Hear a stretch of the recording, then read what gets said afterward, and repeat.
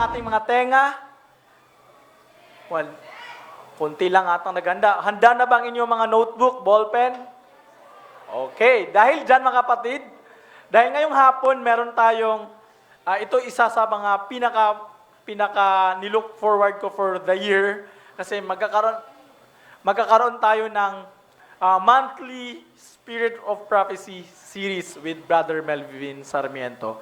At ngayon po ang pinaka-unang beses for the year, for this series. At ang ating pag-aaralan ay may kinalaman sa yung first topic, the gift of prophecy. Ano ba tong the gift of prophecy? Anong kaloob ba ito ng Diyos? Malalaman natin ang detalye mamaya mga kapatid. So, sa ating pagsaba ngayong hapon, pinangunahan tayo ni na Sister Bianca at Sister Carol sa pag-aawitan. At ang nagpiano si Brother John Pales. At siya na rin ang nagbigay ng opening prayer. Pagkatapos ko po mga kapatid, aawit po ang care group ng Team Solid. At susunod dyan ang lecture ni Brother Melvin about the gift of prophecy. And then, midway sa kanyang lecture, aawit po ang couples harmony at tayo po ay magtatapos through the garden of prayer and then the closing song and the closing prayer. Nawa mga kapatid, ihanda natin ating mga sarili sa pagtanggap ng mensahe na galing sa Diyos ngayong hapon. Marami pong salamat.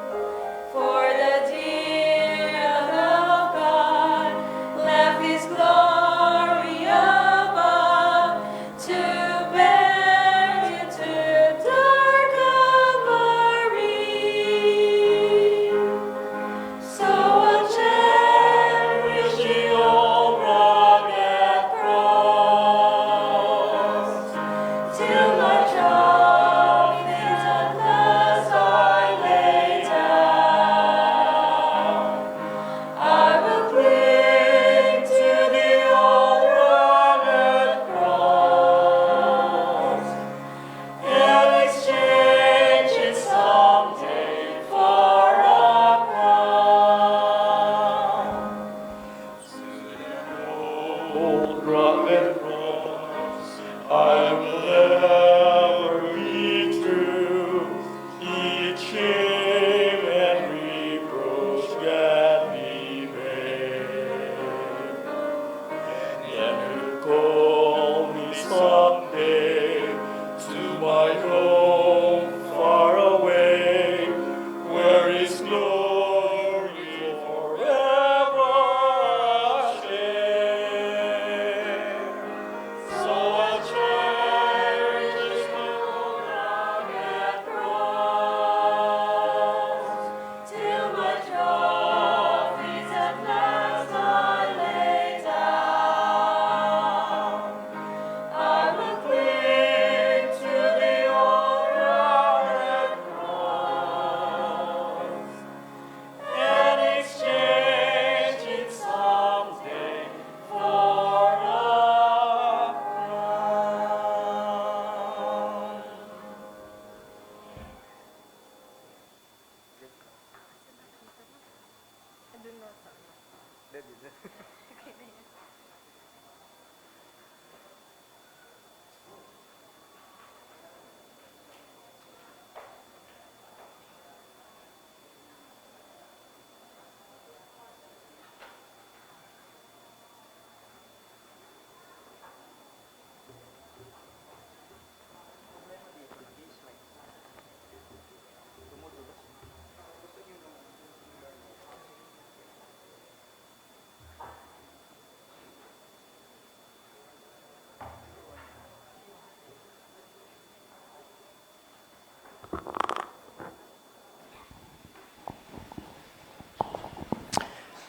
Purihin ang Panginoon sa mensahe sa awit nating napakinggan mula sa Team Solid.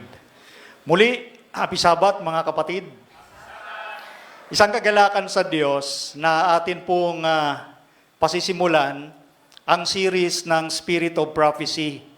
Ito po ay 12 months po nating gagawin every second Sabbath. Salamat sa Diyos at ito ay plinano ng ating personal ministry leader, Brother Ronnie Pidarios, in cooperation ng ating AY Department, Sister Bianca Sumagaysay, na ito po ay may isagawa ang isang mahalagang pag-aaral na ito na may kinalaman sa Spirit of Prophecy. Kinakailangan po natin kasi mga kapatid na mai-refocus yung ating attention, lalo na sa panahon natin ngayong ginagalawan, na masyadong malawak at iba't ibang uri ng katuruan ang ating naririnig. Yung tinatawag na mga pilosopiya ng tao ay laganap sa ating panahon. Kahit na sabihin tayo'y mga Seventh-day Adventist na, hindi pa rin maalis na marami pa rin ang hindi napapansin na tumatanggap sila ng ibang aral na wala sa turo ng Biblia, hindi ayon sa pinagkaisahang turo ng Seventh-day Adventist sa kabuuan, hindi ayon sa itinuturo ng Spirit of Prophecy. So, sa laging sinasabi natin dito, kinakailangan maintindihan natin yung root cause, yung pinag-ugatan ng mga understanding or belief. Kasi ito madalas ko naman banggitin ito. Ang pinangahawakan ng Seventh-day Adventist sa kabuuan, yung pinangahawakan, yung official position. Pag sinabing official position, yan po yung tinitindigan na pinagkaisahan ng Seventh-day Adventist in quadrennial session na nakalagay sa ating 28 fundamental beliefs. Ang tawag po sa pamamaraang yon ng pag-interpret ay historical grammatical approach. Okay? Yung kalaban ng historical grammatical approach ay walang iba kundi ang historical critical method of interpretation. Magkalaban po ang dalawang yan. Ano nga uli ang pinangahawakan ng Seventh-day Adventist? Historical grammatical approach. Ang isa, historical critical. Ang historical critical, yan po ang sinabi ni Ellen White na kumakalaban sa turo ng Panginoon. Ngunit kung tayo hindi maingat sa mga tinatanggap nating turo, hindi pala natin alam yung root cause, yung atin palang interpretation na papabilang sa historical critical. Yan po yung dalawang magkalabang turo. Ang historical critical, yan po ang kritisismo sa Biblia, pero ang nagkikriticize, mga Kristiyano din, lalo na yung mga scholar na mga Kristiyano, mga tinatawag na liberal scholars. Malawak ho ngayon yan. Lalo na sa ating postmodern world. Na sa postmodern, sa ating tinalakay nung mga nakaraang series natin, ito po yung tinatawag na lack of absolutes. Ang isa sa essence niya, lack of absolute. Meaning wala kang pamantayang gagamitin, walang standard. Kaya, ako'y natutuwa sa galaw ng ating church sa kabuuan. Sa kabuuan ng ating church sa buong mundo. Yung topic natin ngayon, sa atin pong lesson, ay may kinalaman sa prophecy. Lalo na sa aklat ni Daniel. Na kung mapapansin nyo doon sa unang bungad ng ating quarterly lesson na pumasok ngayon, tinalakay doon yung different method of interpretation, lalo na sa prophecy. May tinatawag na preteristic school of interpretation, may sinasabi doong futuristic, at may sinasabing historical method of interpretation. And then may naidagdag pang isa, kung napansin ninyo, kung naalala ninyo sa lesson, yung idealism. Ano nga uli ang method ng idealism? Isa-isahin natin muna. Pag sinabing preterist school of interpretation, yan po yung understanding na yung mga hula o prophecy sa Biblia ay matagal nang, kumbaga ay mayroong kinaangkupan, tapos na yan. Lalo na sa Mark of the Beast, ang Mark of the Beast is none other than Antiochus Epiphanes, na nabuhay noong 2nd century BC, isa siyang Syrian king. So yung Antikristo, wala na, tapos na kasi yun. Yun yung preterist. Yun naman futurist, ang sabi nila, ang Antikristo sa future pa. Meaning, wala pa ngayon ang Antikristo. So nakita ninyo, past and future. Whereas sa historicist, na doon tayo nakapanig. Yun yung method natin, historical. Hindi pwedeng magkamali yung sinasabi ng Panginoon at kinaangkupan history. Kaya doon tayo lumalakad. Supposedly, kaya lang, merong lumilihis sa landas na yon. Yun yung binabanggit ko kaninang root cause. Alam dapat natin ano ang mga pinagmulan ng mga interpretation ngayon. So ano naman yung idealism? Ito na, angkop siya sa postmodern world natin. Pag sinabing idealism, lahat ng prophecy sa Biblia, kahit kanino, pwedeng kaangkupan yan. So anything goes. Ang importante sa Panginoon ka. Ang sarap pakinggan. Pero totoo nun, mali yun. Yun yung idealism. Kumbaga parang namugad siya sa postmodern culture na walang standard. So yun. So pinagpapauna lamang natin mga kapatid ha, yung mga pinag-uugatan ng lahat na yan. Okay? So, etong ating pag-uusapan, spirit of prophecy. Ngayon po, matinding kontrobersya ang kinakaharap ng church. Anyway, matagal nang kinakaharap ng church. Lalo na sa mga dati nating kasama dito, even from the time of Ellen White, yung mga pangalang Dudley Canright. Yun yung mga dating pastor na umalis at tinutulig sa ang church na sinasabi nila, mali si Ellen White, mali ang sanctuary, mali ang Sabbath, so mali ang turo ng Seventh-day Adventist. Noon pa yan. Yung mga lumalabas ngayon na tumutilig sa church, ginaya lang yung mga pamamaraan noon ni Dudley Canright. So wag ko kayong, mabahala pag nababasa ninyo yung mga negative post against the sanctuary, against Ellen White, against the Sabbath, mga recycled issue yan. Pag sinabing recycled, inulit lang, pero matagal nang nasagot ng church. Ngayon, nabanggit ko kanina, merong mga scholars within the church na gumagamit ng historical critical. Samantalang ang pinagpasyahan ng ating church sa kabuuan is historical grammatical. Ito po yung nangyari noong 1986 sa General Conference Session sa Rio de Janeiro, Brazil, 1986. Nasabi ron, even kahit na even the modified use of historical critical method is not acceptable to the Seventh-day Adventist Church. Yun ang tayo ng church. Kahit modified, kumbaga kahit binago lang ng konti, pero historical critical pa rin yan. Hindi ka tanggap-tanggap. Ngayon, maaaring magtanong tayo, magtaka tayo, ano bang pinagsasabi ni Brother Melvin ng historical critical? Bigyan ko kayo ng example. May mga Christian scholar na hindi naniniwala sa miracle. Anong example ng miracle?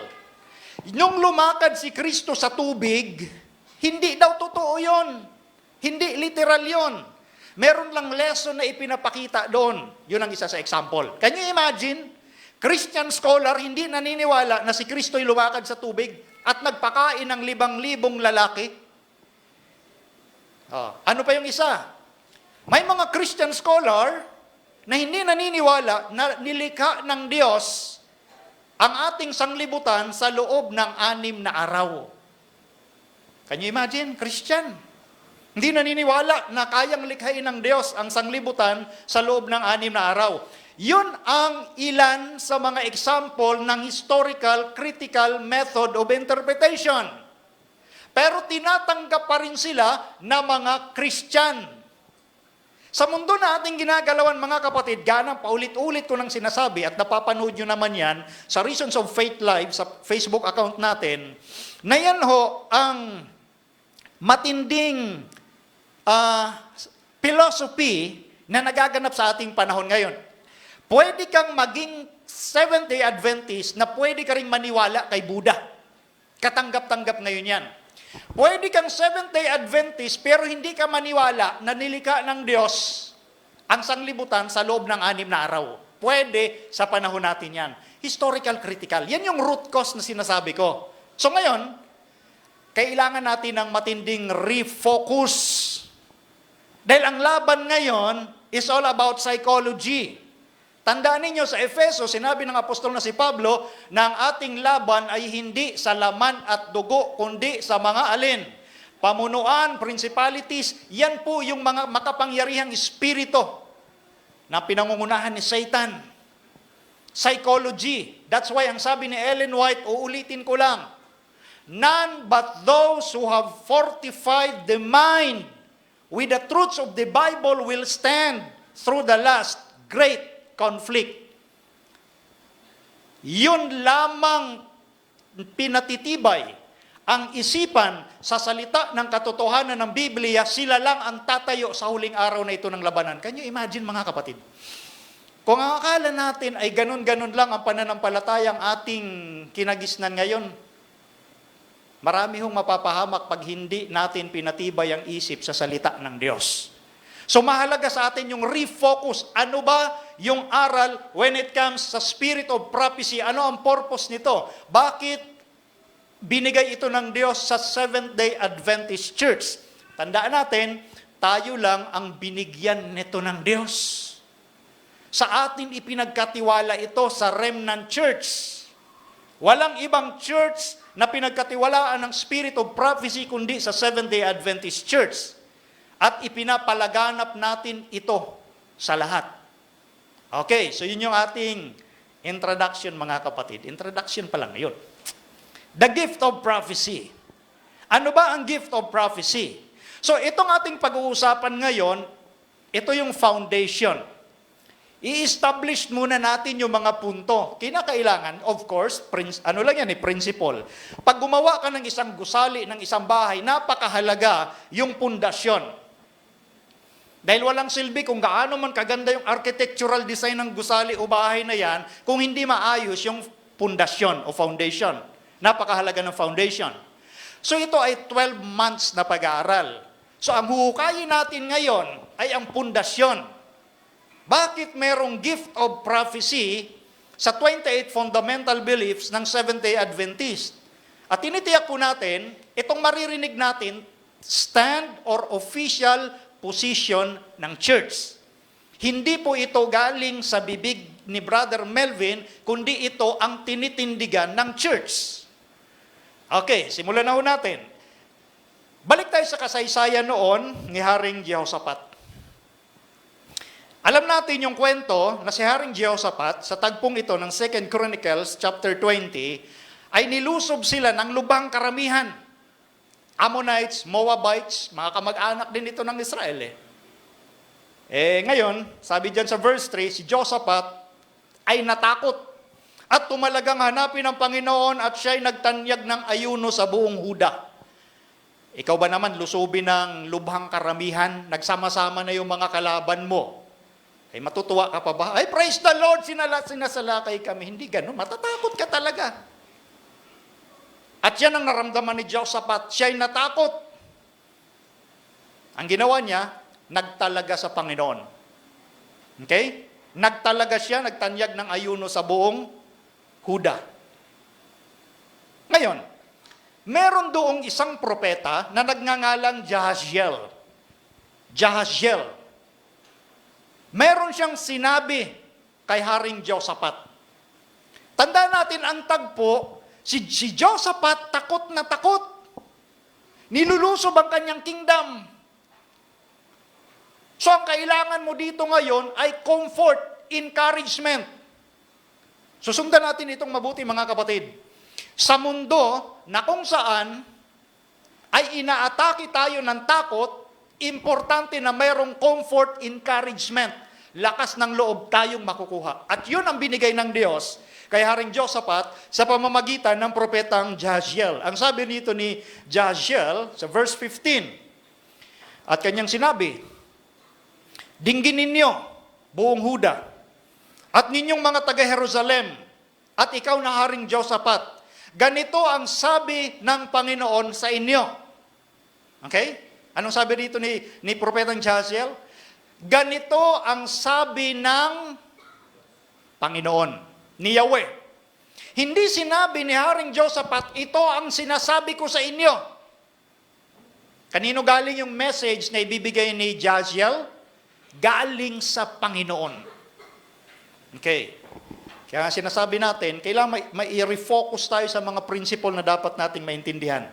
Huwag kayong mga takot o manglupaypay man dahil sa malaking karamihang ito, sapagkat ang pakikipagbaka ay hindi inyo, kundi kanino? Sa Diyos. Okay. So pag merong matinding laban na kinakaharap ang bayan, o sino mang individual na mananampalataya ng Diyos, lagi nating tatandaan ang comfort na ito, ang encouragement na ito, na ang laban na kinakaharap natin ay hindi atin kundi kanino? Sa Diyos. Ang laban na yan ay sa Diyos. Kayo hindi magkakailangan na makipaglaban sa pagbabakang ito. Magsilagay kayo, magsitayo kayong panatag, at tingnan ninyo ang pagliligtas ng Panginoon na kasama ninyo. Sa madaling salita, ang sinasabi ni Jahaziel, stand still and see the salvation of the Lord. Can you imagine? May laban kang kinakaharap. May suliranin kang kinakaharap. At ang payo ng Diyos, huwag matakot, stand still. Pag sinabing stand still, magsitayo, magsitindig, tumigil, nakatigil ka. May idea na wala kang gagawin sa laban na yan. Ito po yung experience ni Haring Jehoshaphat at ng buong Huda. Stand still and just watch. Panuorin nyo lang yung gagawin ng Panginoon. It is because ang laban ninyo ay hindi inyo, kundi kanino? Sa Panginoon. Okay. Huwag kayong mga takot o mangang lupaypay man. Bukas ay magsilabas kayo laban sa kanila sapagkat ang Panginoon ay suma sa inyo. Alam natin yung kwento rito.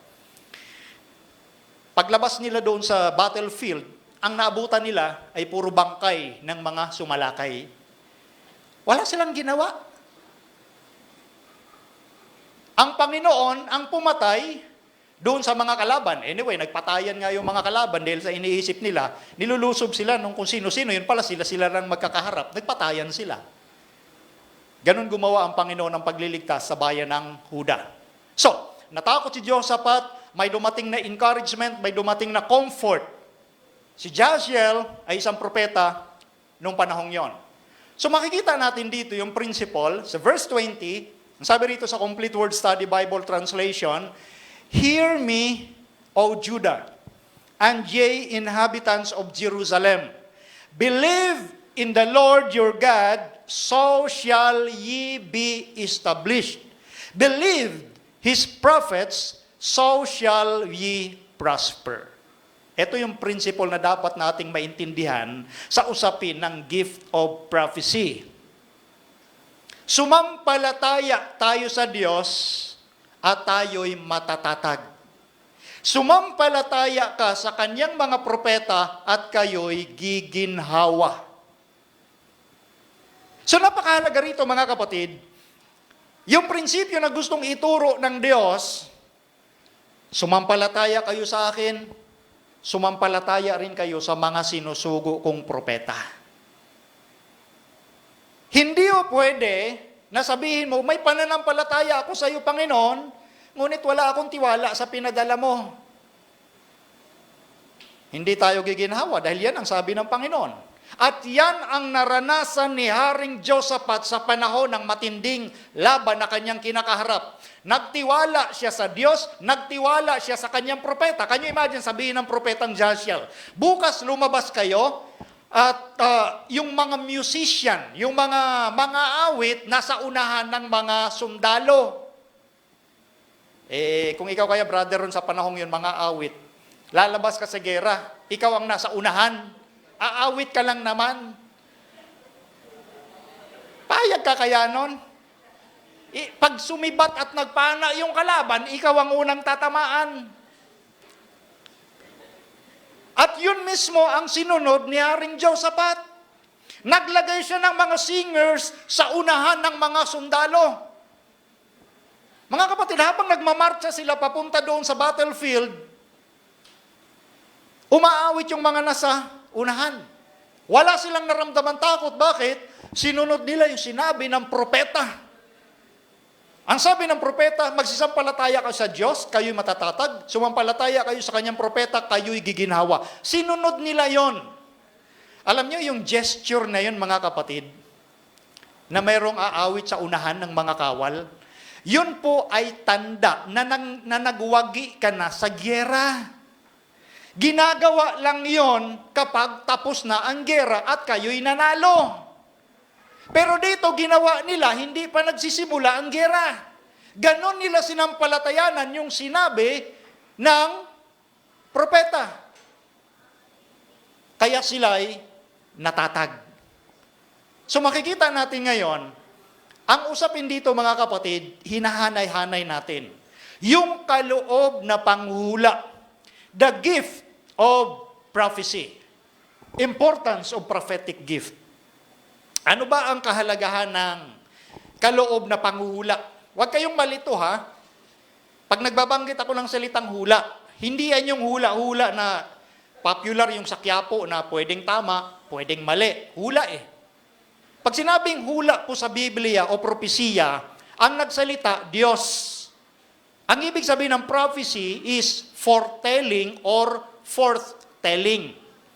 Sa ibang salita, prediction. Ang nag-predict, Diyos. Sinasabi ng Diyos anong mangyayari sa hinaharap.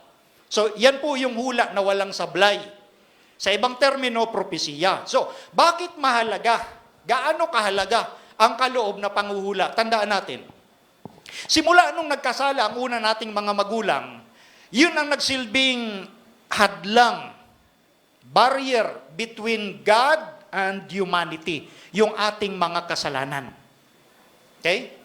Dati magkaharap ang Diyos at tao, mukhaan, nag-uusap sila ng masaya ni Adan, ni Eva, harapan. Pero nung dahil sa kasalanan, yun ang nagsilbing barrier, yung kasalanan. At yan ang sinasabi ng Biblia sa Isaiah 59 verse 2. Kundi pinapaghiwalay ng inyong mga kasamaan, kayo at ang inyong Diyos, at ang inyong mga kasalanan ay siyang nagpakubli ng kanyang mukha sa inyo upang siya'y huwag makinig. So ang kasalanan at kasamaan ng tao ay nagsilbing barrier, hadlang, para lumayo ang tao sa Diyos. So, paano na mangyari magkakaroon ng communication ng Diyos at tao? Diyos din ang gumawa ng paraan. At yun ay sa pamamagitan ng kaloob na panghuhula. Gift of prophecy. Ito ang sinabi ngayon ni Pedro. 2 Peter chapter 1 verse 21, sapagkat hindi sa kalooban ng tao dumating ang hula kailanman, kundi ang mga tao ay nagsalita buhat sa Diyos. Na nangaudyo ka ng Espiritu Santo. So, kaya pala kailangan ng gift of prophecy kasi ang tao hiwalay sa Diyos. Ang taong hiwalay sa Diyos, mapapahamak ang tao. So dahil sa pagmamahal ng Diyos, kinakailangan kong ma-recover ang taong mahal ko na nawala sa akin, na lumayo sa akin. Kailangan ko ng solusyon. Hanggat hindi pa dumarating ang aking bugtong na anak, kinakailangan meron akong gagamitin na channel of my messages for them. Sa mga taong nahiwalay sa akin, gagamit ako ng tao rin para maiparating ko ang aking mensahe. At yan yung purpose ng kaloob na panghula. Gift of prophecy. Ang Diyos magsasalita sa tao at ang taong ito'y magsasalita doon sa mga tao na papahatiran ng Diyos ng kanyang mensahe. The gift of prophecy. Ngayon, ito yung isang halimbawa sa panahon noon ni Moises. Dito ay nag-aatubili pa si Moses dahil sabi niya ay umid ako. Ayaw niya pang maging mensahero ng Diyos doon sa Israel na napalipin sa Ehipto. Ang sabi ng Diyos sa kanya, chapter 7 verse 1 ng Exodo, at sinabi ng Panginoon kay Moises, tingnan mo, ginawa kitang Diyos kay Faraon, at si Aaron na iyong kapatid magiging iyong, ano sabi? Propeta. So dahil sabi mo, Moises, umid ka, hindi ka sanay magsalita, gagamitin ko yung kapatid mo na maging propeta mo. Meaning, yung sasabihin ko sa iyo, Moises, yan din ang sasabihin mo sa kapatid mo, at yung kapatid mo, magsasalita yan doon sa Ehipto. So, spokesperson. Siya yung tagapagsalita ng Diyos. Yun yung example ng sinasabi natin. Nung una, sabi sa unang Samuel 9:9, nang una sa Israel, pagka ang isang lalaki ay mag-usisa sa Diyos, ay ganito ang sinasabi, halika, tayo'y pumaroon sa tagakita. Dati ang tawag sa propeta, tagakita, or seer sa wikang English. Seer, tagakita. Siya kasi ang kumikita sa Diyos through dreams and visions, and then yung message ng Diyos, ipaparating niya sa kanyang bayan. Okay. Ngayon, sapagkat yaon nga tinatawag na propeta ngayon ay tinatawag ng una na tagakita. Ito ngayon ang function. So, nakita na natin yung importance, yung kahalagahan kung bakit kailangan ng kaloob na panghula or gift of prophecy. Hiwalay ang tao sa Diyos. Dahil sa malasakit ng Diyos sa tao, gagamit siya ng tao rin para maiparating yung kanyang mensahe. Yun ang purpose ng gift of prophecy. Ngayon, ito naman yung kanyang function, yung gamit ng prophetic gift. Ano yung kanyang function? Importante din yun na maintindihan natin yung gamit.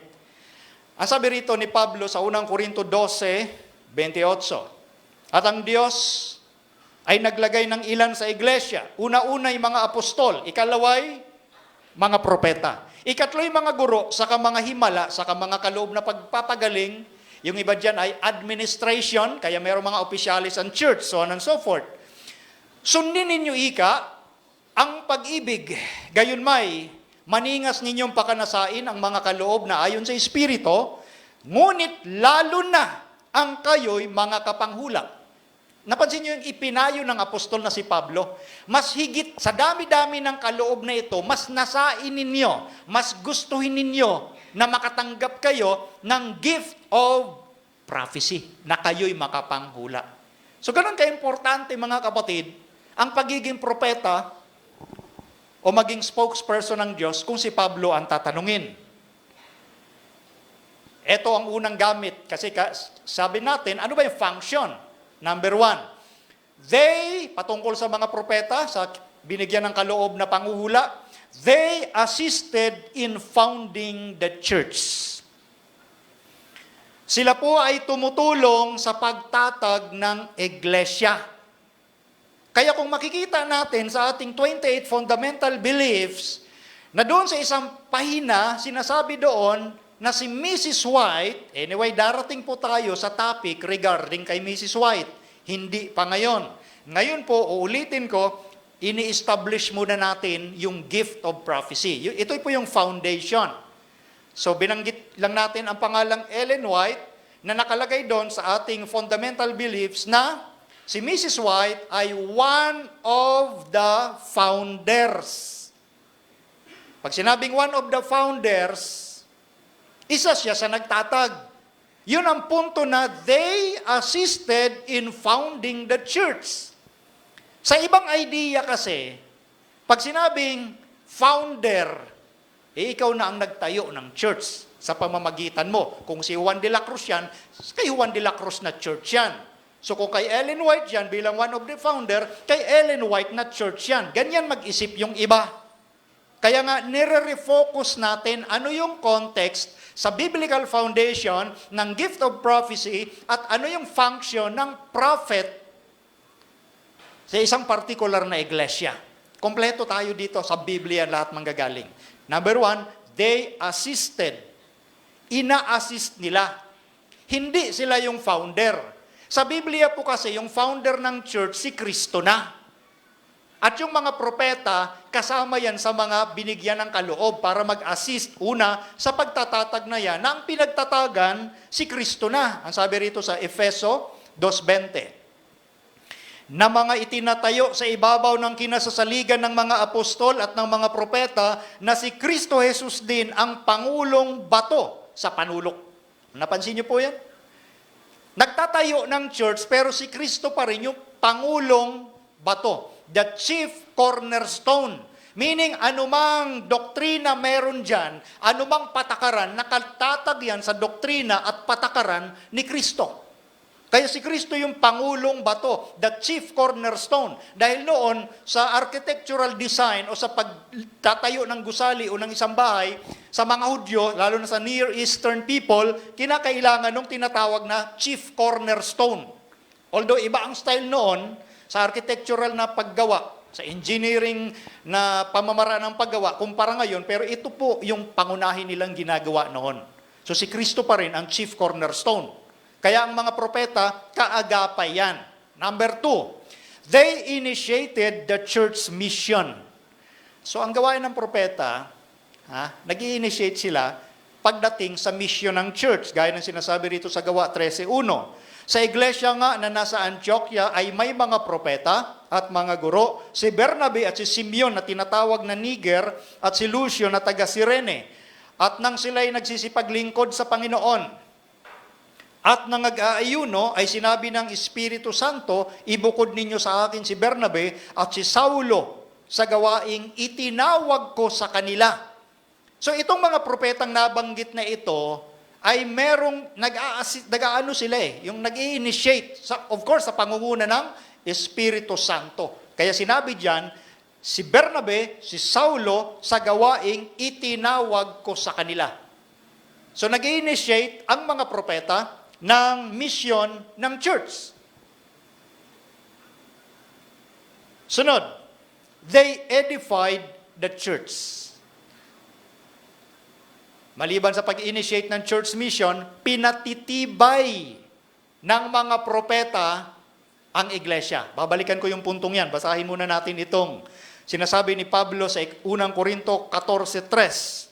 Datapwat ang nanghuhula ay nagsasalita sa mga tao sa ikatitibay at sa ika-pangangaral at sa ika-aaliw. Yung nanghuhula, yung may gift of prophecy, nagsasalita saan? Ikatitibay. So they edified the church. Pag ang isang propetang tinuring, nagsasalita siya, gumagawa siya para tumibay ang church. Kaya meaning to say, ito yung sinasabi kong babalikan punto. Pag merong nangangaral patungkol sa kasiraan ng isang iglesia, ng church, sa kaguluhan ng iglesia, tiyak yun hindi galing sa Panginoon. Dahil ang isang mangangaral o isang propeta, ang isa sa pangunahin o function niya, pinatitibay ang church, hindi pinagwawatak-watak, pinag-iisa sa katotohanan. Nakita niyo na mga kapatid ngayon. Para makita natin kung peke o tunay ang isang propeta, bukod sa pinatitibay niya ang iglesia, itinuturo niya sa ating Panginoon, kinakailangan ng propeta ay nagbibigay ng comfort, kapanatagan, encouragement. Hindi yung nalulugmo ka na, tatapakan ka pa. Iba ho yun. Kinakailangang i-uplift kanya, tutulungan kanyang makabangon. Yun yung spirit na nasa loob ng isang iglesyang pinangungunahan ng propeta. At yan po ay makikita natin sa mga darating pa nating pag-aaral. Ito nga po, uulitin ko, ito po yung mga pundasyon ng ating buong taong pag-aaralan kung ano ba ang gift of prophecy dahil sa series natin, The Spirit of Prophecy. Dito sa series natin, maririnig ninyo yung mga nabanggit ko na kanina regarding Antiochus Epiphanes. Madadaanan natin Daniel chapter 8, Daniel chapter 9, the sanctuary, dahil ngayon, may mga nagsasabi, kinontra-kontra daw ni Ellen White yung sinabi niya. Dito, kaya nga pundasyon ito, papakita natin na walang kinontra si Ellen White sa sinabi niya, ang sanctuary doctrine ng Seventh-day Adventist patuloy na matatag na turo pa rin ng Diyos na nasa Biblia. Meron lang, kumbaga, ibang understanding, yung ibang nangangaral tulad ni Dudley Cartwright na nabuhay noong 19th century. Kaya yung mga naririnig nyo ngayon, recycle lang yan. Mga pinulot lang yan sa matagal na nating nasagot noon pang 19th century na mga banat sa church natin. Kaya dito nga, refocus tayo. Refocus tayo sa atin hong aral ng gift of prophecy. Verse 4 ng 1 Corinthians chapter 14. Ang nagsasalita ng wika ay nagpapatibay sa sarili, ngunit ang nanguhula ay nagpapatibay sa iglesia. Kaya uwag, lalo na sa mga marahil hindi sanay na makarinig ng spirit of prophecy, ng gift of prophecy, ng Ellen White, simulan nyo na hong masanay. Hindi rin naman ho natin masisisi yung iba, kahit ako noon. Nung ako'y nabinyagan, hindi ko kilala kung sino si Ellen White. Nabinyagan ako, 16 years old. Pero nakilala ko lang yata si Ellen White nung nandito na ako sa Pasig noong 1996. Can you imagine sa tagal na yun? Dahil sa church natin, tinatanggap ang tao sa bautismo hindi dahil kay Ellen White, kundi dahil kay Jesus Christ. Kaya hindi ho kulto ang church natin. Dahil tinuturo natin si Jesus Christ. Pwede na lang ipaliwanag through nurturing yung tungkol kay Ellen White. At ito na nga, pasalamat tayo sa Diyos, merong ganitong series na ginawa ang personal ministry department natin sa Spirit of Prophecy para ma-refocus ang mga Adventist. Kasi alam nyo mga kapatid, dahil ito nga, sabi natin, may freedom talaga ang lahat. Marami ho talagang hindi naniniwala sa atin. I-reward ko na lang. Pangit pakinggan kasi yung salitang marami. I-reward ko na lang. Meron ho talagang hindi naniniwala na si Ellen White ay propeta among Seventh-day Adventists. Lalo ngayon sa Amerika, 50% na ang tawag ay progressive Adventism. Gusto nila na i-review ng ating church kung si Ellen White propeta nga ba talaga. Can you imagine? 50% sa mga progressive Adventism. Yun yung binanggit ko kanina, ha? Nakahanay sa historical critical method of interpretation. Kaya minsan hindi ko rin masisisi yung iba kasi yung iba naririnig-rinig lang nila eh. Napapanood sa internet, nakapakinig nung iniidolo nilang speaker. Madaling maniwala ang tao eh. Dapat ikaw mismo mag-aral para maintindihan mo ano yung position ng church. Hindi yung nakarinig ka lang sa idol mo. O kita mo yung ibang ina-idolize, lumabas na sa church. Idol ka ng idol, tao lang yan eh. Si Kristo ang i-idolize natin. Amen? Jesus Christ. Siya ang focus ng church, siya ang focus ng Bible, hindi tao. Okay? So, ang propeta, nagpapatibay sa iglesia. Hindi niya hinahayaang magwatak-watak ang church. Kasi ang gawain ng pagwawatak-watak, spirit ni Satan yon. Hindi spirit ng Panginoon yon. Okay? So, they edified the church. Next, they warned future difficulties. Ang mga propeta, ang gawain nila, nagbibigay ng mga babala, lalo na sa mga darating na hinaharap. Nagbibigay ng babala. Basahin natin ha. Gawa 11:27 at patuloy. Nang mga araw ngang ito ay may lumusong sa Antioquia na mga propetang galing sa Jerusalem. At nagtindig ang isa sa kanila na nagngangalang Agabo at ipinaalam sa pamamagitan ng Espiritu na magkakaroon ng malaki na magkakagutom ng malaki sa buong sanglibutan. Ito, ipinaalam na magkakaroon ng kagutom. Great famine. At ito'y nangyari nga noon. So ginamit ng Diyos ang propeta para magbigay ng warning, magkakaroon ng future difficulties at ang sitwasyon, magkakaroon ng great famine, malaking kagutom. At ang mga alagad, ayon sa kaya ng bawat isa, ay nangagpasyang magpadala ng saklolo sa mga kapatid na nangananahan sa Judea. Kaya nga dahil doon sa warning ng prophet, yung mga kapatid, nagkaisa naman na maglaan ng tulong para doon sa mga apektuhan ng kalamidad na yon. Next. Hoy, balikan uli natin yun ha. Speaking dito sa nagbibigay sila ng babala. Yan din po ang malaking bahagi na ginampanan ni Ellen White. Kaya nasabi ko, darating tayo dyan. Pero naalala ko lang, si Ellen White, lahat ng binanggit natin na function ng prophet ay kanyang ginampanan ng mabuti. Ayon siyempre sa biyaya ng Panginoon.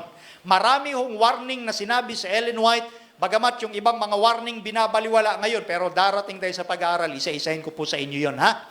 Okay. Next, they confirm the faith in times of controversy. Ano yung ibig sabihin dito? Kapag merong kontrobersiya sa anumang issue o pinag-uusapan, kinukumpirma nila kung ano dapat yung katotohanan na dapat mong sampalatayanan. So kung merong kaguluhan, kaya nga doon sa sa isang function, ini-edify, pinatibay. Kung merong kaguluhan, kino-confirm niya ngayon kung ano ang faith na ating dapat panghawakan. Ganon katindi ang gawain ng propeta. Halimbawa ito sa Bible. Sa Gawa chapter 15, matindi ang naganap na issue nung panahong yan sa Council ng Jerusalem. Ito sa verse 32, isa sa mga conclusion lang ito eh. Pero ang issue noon, ang issue ay tungkol saan? Pagtutuli. Kasi merong ibang mga Hudyo na nagsasabi, pag hindi ka tinuli, yung circumcised, tuli. Literal na tuli. Pag hindi ka tinuli, hindi ka maliligtas. So nagkaroon ng pagkabahabahagi, ng pagkawatak-watak, nagkaroon ng malaking issue among believers. Mismong kapwa mananampalataya ito, magkakaisang pananampalataya itong mga Hudyo. Oh. Sabi nila, pag hindi ka nagpatuli, hindi ka maaanib sa iglesia ng Panginoon na hindi ka maliligtas. So, nagpatawag ng council, yung mga elders. At ngayon, etong mga propeta, kinonfirm nila kung ano ang dapat. At ang sabi sa verse 32, si Judas at si Silas, palibhasa ay mga propeta rin naman, ay inaralan ng mga kapatid ng maraming mga salita at sila'y pinapagtibay. So sa kabila marahil ng maraming usapin sa iglesia, anumang kaguluhan yan, tandaan natin, ang propeta, kinukumpirma niya para hindi mapahina ang church, kundi lalong mapalakas. Ano yung dapat nating tindigan? Tayo kasi mga kapatid, eto ha, ang church, kahit dito sa Pinas, kahit dito sa ating conference lang na ginagalawan, alam naman natin kung ano yung mga naging issue ng mga nakaraan. Tayo, kung wala rin lang tayong masabing maganda, kung yung tipong pag nagbuka tayo ng bibig, iisipin natin, yan ba'y ikabubuti o ikaaayos ng church o yan ay ikasisira ng church? Sipin niyo po yung mga sinasabi natin na yan. Kung magbitaw tayo ng salita, dapat yung ikatitibay. Hindi lalong ikagugulo ng nangyayaring may gulo na nga, sumausaw ka pa, edi lalong gumulo. Mrs., pakiabot nga ng charger natin at lobat na raw siya. Babalikan ko ha. Ang gawain ng propeta ay alin? Yung mga salitang dapat pinapagtibay sa kabila ng kaguluhang nagaganap. Alamin, lagi nating isaisip na may Diyos na nangunguna sa atin. Diyos po ang siya nating leader. At kung anumang kaguluhan meron sa iglesia, huwag ho tayong magmadali na para bagang sa ating, kumbaga gusto natin minsan sa tao, sa termino mo, dapat ayos na agad yan. Yung tipo bang inip na inip ka, gusto mo tapos agad. Ang church, dumadaan po yan sa process. Pag sinabing process, it takes time. Gumugugol ng oras yan. At dyan nadidevelop yung ating patience. Ito, yung mga sinasabi ko, dinadagdag ko ito as principle. As principle. Dahil kapag tayo na-practice natin yung patience, ang makikinabang tayo rin. Dahil yan ang gustong ito. Yan yung mga virtue na sinabi ng Bible. Isa na dyan yung patience. Ang sabi nga ni Kristo sa panahon ng pagdating niya sa kanyang commendation, narito ang pagtitiyaga ng mga banal. Here are the patience of the saints. Here are they that keep the commandments of God and the faith of Jesus. Kaya, kung minsan napapansin ninyo, ang tagal ng solusyon sa mga problemang nagaganap, minsan matagal. Praise the Lord kung may madali. Pero minsan pag may madali, hindi natin napapractice yung patience Kung minsan, ipinahihintulot talaga ng Diyos ng isang suliranin ay medyo tumagal para makita niya sino ba yung mga pasensyoso rito. Yung iba kasing walang pasensya, ay talagang bumanat ng bumanat sa church. Sa halip na maging maayos yung church, lalong nagulo ang church. Hindi ho ganun ang paggawa ng Panginoon na ipinapakita niya sa pamamagitan lalo ng kanyang mga propeta. Uulitin kong uli, si Judas at si Silas, palibasa ay mga propeta rin naman, ay inaralan ng mga kapatid ng maraming mga salita at sila'y pinapagtibay. Binubuklod mga kapatid, may suliraning naranasan noon ng Israel. So sa halip na magkawatak-watak sila, ang purpose ng mga propeta, ang purpose ng mga leader na ito, pinagbubuklod, pinagtitibay, aral ng aral sa salita ng Diyos. Sa mga susunod dating topic, yan din ang naging karanasan ni Ellen White at ng ibang mga founding fathers ng ating church. It takes a lot of patience. It takes process. It takes time para ma-develop yung ating mga pasensya. Kaya nga yung mga propeta na nagamit ng Diyos, matinding pasensya ang prinaktis nila. Can you imagine, isa na example si Moses. Sinabi nga ng Bible, walang ibang propeta na kasing amo ni Moses. Grabe yung pasensya ni Moses. Nalagot lang yung kanyang pasensya kung saan nasa borderline na siya, na patawid na sa lupang pangako. Doon lang nalagot. Can you imagine? 40 years na nagtiis si Moses sa katigasan ng ulo ng Israel. Nung nandoon na sila sa borderline, patawid na sila sa promised land, doon napikon si Moses. 40 years, doon lang siya napikon. So kinakailangan sa propeta ng Panginoon, sa kaloob na panghula, na didevelop yung pasensya. Dahil pag wala tayong pasensya, hindi natin makakamit yung gusto nating Christ-like character. Okay? So yun ang kagandahan ng tinuturo sa ating foundation series na ito ng Gift of Prophecy. Ngayon, eto. The continuation of spiritual gifts. Akala kasi ng iba, lalo na sa ating postmodern era, yung kaloob na panghuhula, nagtapos na yan. Noon pa yan, siyempre, from the Old down to the New Testament. Wala na daw ngayon ito. Pero tingnan nyo tingnan natin sa Biblia kung nagtapos na yung kaloob na panghuhula. Ang sabi ni Pablo sa unang Tesalonica 5:19, huwag ninyong patayin ang ningas ng Espiritu. Quench not the Spirit. Huwag ninyong patayin. Manapa, ang sinabi pa niya, verse 20, huwag ninyong hamakin ang panghuhula. Despise not prophesying. So, ibig sabihin, meron pa rin mga kaloob na panghuhula, kinakailangan nyo lang huwag patayin ang ningas at huwag ninyong hamakin. Sa verse 21 nga, ang sabi ni Paul, subukin, prove all things. Hindi naman, kasi ito lalo na sa pagpasok ng 19th century, sa mid-19th century, mga kapatid, lumaganap talaga yung mga false prophets. Laganap. Kaya kumbaga, yung mga tao nawala na ng idea o ng isipan na mayroon pa bang propeta sa panahon ito. Example ko sa inyo, si Joseph Smith. Propeta rin siya eh. Halos ka-contemporary ni Ellen White yan eh. Tapos ang dami-dami niyang babae. Propeta siya. Tuloy, ginagaya ng iba. Mga ngaral, pero may mga Okay, stop na ako dun. Stop na. Di ba? So, nung mga panahong yun, mid-19th century, ganyan ang nangyayari. Kaya naalala ninyo, si Joseph Smith, nagkaroon siya ng trouble nung time na yon, nakulong siya, and then, doon sa kulungan, nilusob siya ng mga 200 katao, mga nakamaskara, doon siya pinatay, pinagbabaril siya doon eh. So maliban pa kay Joseph Smith, marami noon na nagsasabing propeta pero taliwas yung buhay nila.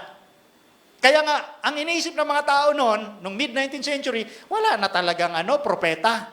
Pero ang sabi ng Bible, eto, despise not prophesying. Mana pa, ang sabi ni Jesus Christ, Matthew chapter 24, verse 11, at magsisibangon ang maraming bulaang propeta at kanilang ililigaw ang marami. Isa pa. Sapagkat may magsisilitaw na mga bulaang Kristo at mga bulaang propeta at mga nagpapakita ng mga dakilang tanda. So nung sinabi ito ni Jesus Christ, mag-ingat kayo sa mga false prophets, so meaning to say, logic dictates, among that false prophets, meron dyan mga genuine o tunay na propeta. Amen? So ang gift of prophecy hindi natapos noon, tuloy-tuloy ito dahil meron ning sinabi sa Old Testament mga kapatid, Sa Old Testament, sabi sa aklat ng Joel chapter 2 verse 28. Sabi rito ganito, at mangyayari, pagkatapos na ibubuhos ko ang aking espiritu sa lahat ng laman at ang inyong mga anak na lalaki at babae ay manganghuhula. Napansin niyo yan? Prophecy ito sa Old Testament from the time of Joel. Yung mga anak na lalaki at babae makakatanggap ng kaloob na panghuhula, the gift of prophecy. So ano ang time frame? Ano bang panahon ito? Baka ito panahon lang nung Pentecostes. Aba hindi po. Tuloy natin. Ang inyong mga matanda ay magsisipanaginip ng mga panaginip. Ang inyong mga binata ay mga kakakita ng mga pangitain. Take note, this is the time frame. Ang araw ay magiging kadiliman at ang buwan ay dugo bago dumating ang dakila at kakilakilabot na kaarawan ng Panginoon. Itong sinasabi ito ni Propetang Joel ay pareho sa sinabi sa aklat ni Matthew chapter 24 verse 29 na bago ang panahon ng pagdating ni Kristo, ang araw magdidilim. Ang buwan hindi magbibigay ng liwanag, magiging kulay dugo pa, sabi sa Juan 6:12. Ang mga bituin sa langit ay mga lalaglag. Ito rin ang time frame na sinasabi dito sa aklat ng Joel pa lamang. So ngayon, ang tanong, kailan ba nangyari na nagkaroon ng kadiliman ng araw? Di ba ito'y naganap noong 18th century? May 19, 1780, dumilim ang araw. Nakarecord yan, hindi yan eclipse. Kadiliman yan mula alas 10 ng umaga hanggang kinagabihan. Pag dumistansya ka sa kausap no, sabihin natin mga 3 dipa, hindi mo na siya makita. Ganon kapusikit yung dilim na naganap noon. May 19, 1780. At nung gabi, yung buwan, hindi nagbigay ng liwanag, naging kulay dugo pa. Same time, May 19, 1780. Kailan nagkaroon na ng alaglag ang mga bituin sa langit? November 13, 1833. So, yung kaloob na panghuhula, tuloy-tuloy hanggang sa dumating si Kristo. So, kinakailangan lang, ang gagawin natin, subukin. Kung yung nagsasabi na meron siyang kaloob ay pumasa sa standard o pamantayan ng Biblia. Darating tayo dyan sa mga standard. Next topic natin, matutunghayan natin, ano ba yung standard o sukatan? Kumbaga parang ruler, pamantayan, para masabi mong propeta ngayang nagsasabing propeta siya. Although, si Mrs. White never na nag-claim na siya po ay propeta. Anyway, papaliwanag natin kung bakit. Pero siya pumasa sa pamantayan ng Biblia. Next topic natin yon. prophetic gift in the remnant church. Eto ngayon, balikan natin nung panahon ni Josaphat. May kaguluhan at malaking gera na kinaharap si Josaphat. Dumating ngayon yung propetang Jahaziel at siya in-encourage, binigyan ng comfort ang bayan ng Huda. Ang bayan ng Diyos, alam naman natin, in these last days, Revelation 12:17, at nagalit ang dragon sa babae. Ang dragon ay si Satan. Ang babae ay ang true church dahil nagalit si Satan. Nagalit ang dragon sa babae at umalis upang bumakas sa nalabi sa kanyang mga binhi na siyang nagsisitupad ng mga utos ng Diyos at mga may patotoo ni Jesus. So matapos digmain ni Satan ang true church, mayroong natira doon na labi, remnant ang tawag doon. Yun naman ang central focus ng attack ni Satan. So ang bayan ng Diyos, habang tayo ay malapit na sa borderline patungo sa heavenly Canaan, hindi papayagan ni Satan na aakyat na lang tayo sa langit ng ganun-ganun na lamang kadali. So kanya tayo ngayong babanggain, aatakihin, didigmain in these last days. So kung ano ang pattern during the Old Testament, ang pattern ng Diyos, maglalagay siya sa remnant church ng isang propeta to edify, to comfort, to encourage, and to give warning for future difficulties of this remnant church. Kaya hindi pwedeng sa huling panahong ito, sa pagdidigma ni Satan sa remnant, ay walang propetang gagamitin ng Panginoon. Therefore, ang gift of prophecy ay tuloy-tuloy hanggang sa dumating si Kristo at mahayag sa mga alapaap ng langit. Amen? So ngayon, eto yung binanggit ko na kanina, yung remnant, yung nalabi. Ang remnant na ito ay kumakatawan sa experience ng Seventh-day Adventist Church. Walang ibang kinaangkupang samahan ito ng pananampalataya kundi ang Seventh-day Adventist Church lamang. Dahil ito'y kumatawan sa mga karanasan ng ating iglesia. Dahil ang bayang ito nagsisitupad sa mga utos, may patotoo. The testimony of Jesus. Ang sabi dito sa Revelation 19:10, ano ba itong testimony of Jesus o patotoo ni Jesus?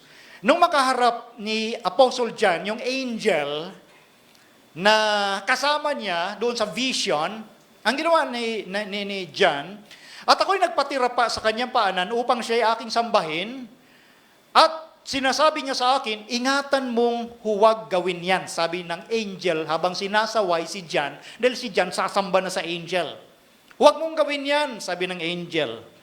Ako'y kapwa mo alipin at ng iyong mga kapatid na mayroong patotoo ni Jesus. Sumamba ka sa Diyos sapagkat ang patotoo ni Jesus ay siyang espiritu ng hula.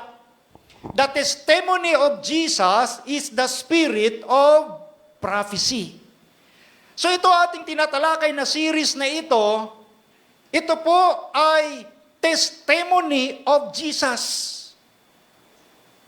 Yung mga sinasabi diyan, particularly sa book of Revelation, when it comes to gift of prophecy, when it comes to testimony, is testimony coming from Jesus Christ Himself. So ang spirit of prophecy, yung iba na may misinterpret, ang spirit of prophecy, mga libro daw ni Ellen White. Sa Bible, pag sinabi spirit of prophecy, yan yung revelation ni Jesus, the testimony of Jesus Christ Himself na ipinarating niya sa mga propeta at kasama nga si Ellen White doon na binigyan ng testimony of Jesus. So si Ellen White, although hindi pa natin topic, tumanggap siya ng patotoo ni Jesus. Kaya binabasa natin yung mga libro na yun dahil galing yun mismo sa kahayagan mula sa ating Panginoong Jesucristo. Maliwanag sa Biblia, ang patotoo ni Jesus ay siyang espiritu ng hula. So maliwanag na ba sa atin ngayon mga kapatid kung ano yung gift of prophecy? Ito pala ay revelation mismo ni Jesus. at ginamit niya yung mga propeta, lalo na in these last days, at isa na nga doon ay ang ating propetisang kinikilalang si Ellen White. Eto ngayon, dahil nabanggit ko kanina pattern, ito na yung babasahin natin when it comes to gift of prophecy, na pattern ng Diyos sa Hosea chapter 12 verse 13. At sa pamamagitan ng isang propeta, ay isinampa ng Panginoon ang Israel mula sa Ehipto. At sa pamamagitan ng isang propeta, siya'y naingatan. Pattern po ito ng Diyos. Kung paanong sa panahon noon ng Israel mula sa Ehipto, sila'y nakalabas doon sa pamamagitan ng propeta. At kung paano sa panahong yon, ganun din, maiingatan yung bayan na binigyan ng Diyos ng propeta. Ito yung pattern ng Panginoon. Kaya tayo, sa huling panahong ito, mga kapatid, in these last days, sa panahong ito na binabaka tayo ng dragon na walang iba kundi si Satan, hindi po tayo magkakaroon ng kapayapaan, comfort at encouragement kung wala tayong nababasa mula sa mga propeta na pinatutuhanan ni Jesus Christ ng kanya pong mga patotoo. Doon sa patotoo ni Jesus, magkakaroon tayo ng comfort, encouragement, lakas ng loob para patuloy na lumakad sa landas na ito, bagamat mahirap, bagamat, kumbaga sa barko, maalon ang dagat. Maalon ang dagat, maalon ang paglalakbay, ang tinitiyak ng Diyos, safe tayong makakarating sa daungan. Amen? Yan po ang kahalagahan na merong kaloob na panghuhula sa atin pong iglesia. Yan po ang kahalagahan na merong propeta ang Diyos na inilagay sa kanyang iglesia. Dahil sila po ang nangunguna na i-assist, patibayin at isulong ang gawain ng church para sa kapurihan ng ating Panginoon. Mga kapatid, nawa itong foundation topic natin sa unang araw at sa unang buwan na ito ng Spirit of Prophecy series ay muling na-focus natin kung ano ang direksyon dapat na atin pong titingnan at panghawakan. Ang church po, ang bawat individual na nasa iglesia ng Panginoon, makakarating tayong safe sa daungan kung ang ating focus, kung yung ating attention ay nakabatay sa principle na binigay na ng Diyos sa kanyang iglesia. Wala na hong bago.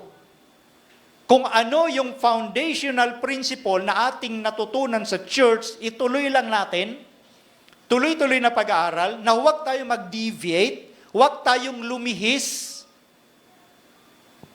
dahil ang katotohanan ng Diyos, hindi yan lumilihis. Ang katotohanan ng Diyos ay hindi pwedeng mag-iba-iba ng anyo. Iisa lang ang truth at yan po ay nasa kanyang remnant church, the Seventh-day Adventist Church, na pinagkalooban niya ng kaloob na panguhula ang kinikilala nating propetisang si Ginang White. Yan po ang next topic natin. Sa next month, second Sabbath uli, mga kapatid. Yan po ang idadagdag nating topic, yung gift of prophecy sa Seventh-day Adventist Church. Abangan po ninyo yan, lalo na sa live streaming ngayon, lalo mga kapatid natin, of course, ng mga Seventh-day Adventist. Ipapakita natin doon kung gaano kinikilala ng hindi natin kapananampalataya. Imagine, hindi natin kasama sa church, kinikilala nila na meron na ang pagiging unique ng babaeng yon na nagngangalang Ellen G. White, ng kanyang pagiging extraordinary pagdating sa mga literatura, pagdating sa kalusugan, pagdating sa education, mga scientist mismo, mga kapatid, ang talagang matindi ang paghanga kay Ellen White. Mga kilalang tao sa buong mundo. So, yan po, makikita natin kung gaano pinagpala ng Diyos ang Seventh-day Adventist Church dahil gumamit siya ng isang propeta na sa panahong yon, nung 19th century, mid-19th century, ay itinuturing that the weakest of the weak, pinakamahina sa lahat ng mahina, pero siya ay naging malakas dahil nagpagamit siya sa Diyos. So, sundan po natin ang mga darating nating topic para muling maituwid ang ating pansin na huwag tayong maguluhan sa mga nangyayaring kontrobersiya na yun sa labas. Si Satan lang ang gumugulo, si Satan ang manggugulo. Pero tayo habang nasa church, tayo habang nagpapasakop at nakikinig, pinatitibay na ho natin ang ating isipan para hindi tayo madaya ng mga iba't ibang filosofiya na umiiral sa ating sanglibutan, maging sa ating iglesia. Pagpalain tayong lahat ng Panginoon sa hapong ito.